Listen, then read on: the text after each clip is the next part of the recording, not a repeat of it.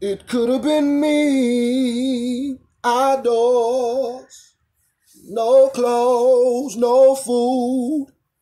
Thank you, Lord, for all you done for me. Great rising to the family. This is your good brother, Sekond Sun. That's second with a K. S-U-N. Because I am Carolyn's. Sekond Sun. Who is Jonah? Who is Jonah? Let's get right into it, family. Who is Jonah? We going into the Metaphysical Bible Dictionary today that Charles Fillmore, you see, put together for us. We're trying to make it our business to define who we really are. You see? And with that, we have the responsibility to read and research. So with that being said, we've come to the realization that the Bible has living instructions in there, but we gotta break these allegorical characters down and define them for what they really are. And when we do that, we find out that these allegorical characters are representing principles. You see? Energy. You see? So, and with that said, when I find out that Israel is my body and the Israelites is my cells, heart cells, lung cells, brain cells, skin cells, bone cells, etc.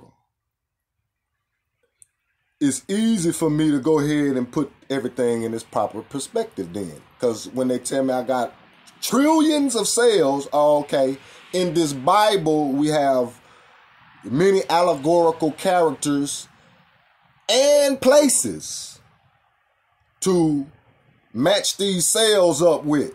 You know what I'm saying? Tell this story. Oh, okay. Because the cells is giving information. The cells in the bloodstream of the human body, you see, is giving information, communicating the cells in the bloodstream. You see? So when we go into defining these allegorical characters, who is Jonah? We find out that Jonah is a dove. Dove-like, warmth, affection, lovable, loving, fruitful, productive, fertile, effervescent, fermenting, passionate. Now all that is higher self. When higher self is in control. Now watch this. This is when lower self is in control. This is who Jonah is. Oppressive, violent, intoxicating, destructive. That's when lower self is in control of the human body. You see? Metaphysically, we're defining Jonah. And metaphysically is how we want to define all of these allegorical characters and places. So we can put law in order, place law in order. Metaphysically, you see, and obviously we're defining who is Jonah on page 361 of the Metaphysical Bible Dictionary, prepared by Charles Fillmore. 361. Metaphysically defined, Jonah is that prophetic state of mind which, if used without divine love, fixes man in bondage to belief in a law of cause and effect, wherein error, sowing, cannot be redeemed or forgiven.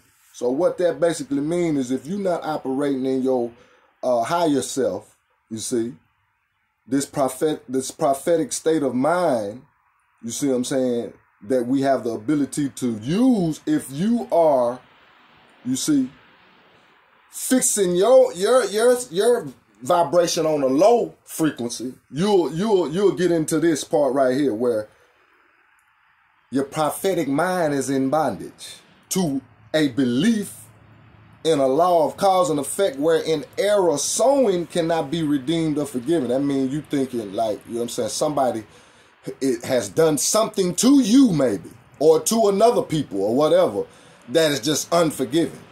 So that's when you have your prophetic state of mind in bondage. Because if you're operating on divine love being connected to divine law, and divine law would have you on a frequency of higher self vibrations, and you would look at any sowing, any error of sowing, meaning you planted wrong, that's all.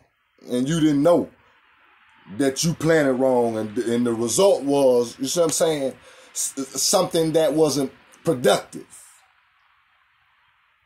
Okay? Now what we got to know is there's a way out of that. That's all. That's all that means by wherein error sowing cannot be redeemed or forgiven. Yeah, because it can be. You can fix it. You can fix the error. You see? But we have some people we know that just so judgmental to where you counting a person out just because, you see what I'm saying? They had an error in sowing, like they didn't know no better. The prophetic state of mind on its highest plane is a dove, a declarer of ultimate peace and good. When it functions on the intellectual or personal plane, it becomes oppressive, destructive, in that it proclaims evil and disaster continuously. And when this belief in evil becomes intensified on the bodily plane, it destroys itself. Whoever expects failure, bad luck, or ill of any kind in body or affairs is a Jonah. Some persons are so mentally charged with thoughts of this character that they cast gloom and a feeling of failure about them. See, that's when you go into, again, the lower state of mind has taken over. That part of Jonah, you know, that signifies error. An error sense of justice and right. When, of course, a prophetic state of mind, we already know, is going back to the metaphysical definition of Jonah. The prophetic state of mind would be fixed on divine love. You see? Dove-like, warm, affection, lovable, loving, fruitful, on that part. You see? But when, right here, like it says, the prophetic state of mind on its higher plane is a dove, that's when we are experiencing the God body experience. You see? Because it is a declarer of ultimate peace and good. That's what we want to be connected to. Now, we got to know that we got to feed that part of our mind. See, that's a part of the diet. That's the part that we can't miss. When it functions on the intellectual or personal plane, that's when it becomes oppressive and destructive. Look, Jonah thought the people of Nineveh ought to be punished for their sins. There it is right here. One who believes that evil is punishment for infringement of divine law will have to meet hard conditions in mind and body. When the conscious mind casts out the evil thought, it falls into the subconscious mind, the ocean or waters, watch this, of life. The ocean or waters of life, where it is swallowed up by a great fish or idea of increase. See, that's what the great fish was. Not a whale, again. We ain't, you know what I'm saying? Nobody, scripture ain't said nothing about a whale. But the great fish is signifying an idea of increase. See? Not an actual fish, but a principle. You see? Let's read it again. When the conscious mind casts out the evil thought, it falls into the subconscious mind. That's mother. Subconscious mind. See, where that cerebellum is located. The pituitary area. You remember? As a man thinketh in his heart, the cerebellum, so is he. That's mother. When the conscious mind casts out the evil thought, it falls into the subconscious mind, the ocean or waters of life, where it is swallowed up by a great fish or idea of increase. So that's what you want. You want the great fish, huh? To swallow up that what you casted out, what you detoxed yourself of. See, because that gives you the power to turn up on the God body frequency. You see how we are defining metaphysically who is Jonah? Of course, and we see that there's two sides. We already know that. What we would call good and evil, or positive and negative. You see what I'm saying? Higher and lower self. We know that now.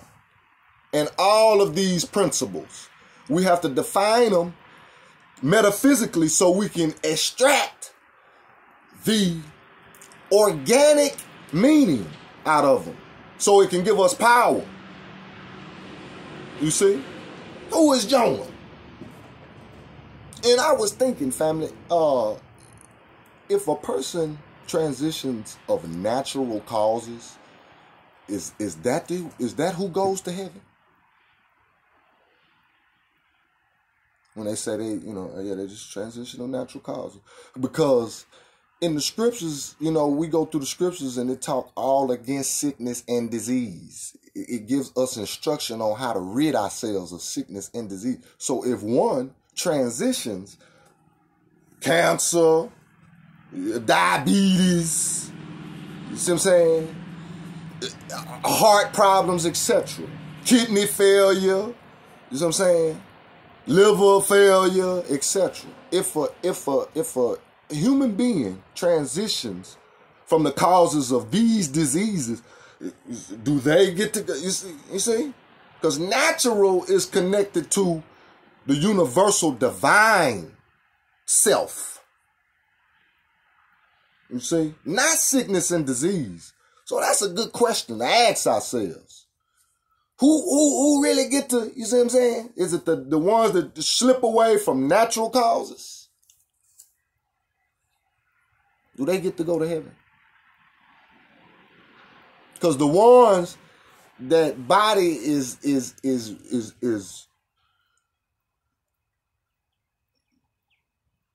let's say infiltrated by disease, it's obvious that this God and the instructions that we getting from God, that person had to disobey God. Ooh, that's heavy, man. I know that's heavy. That individual had to disobey the laws of the land in some shape, form, or fashion to be in that fix. You see? So it's going to take that prophetic state of mind, you see?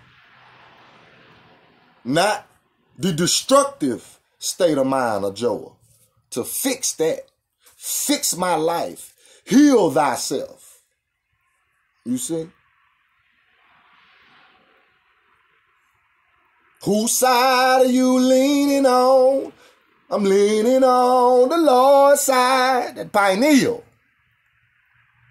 Man, know thyself. Man, heal thyself. And to thine own self. Be true.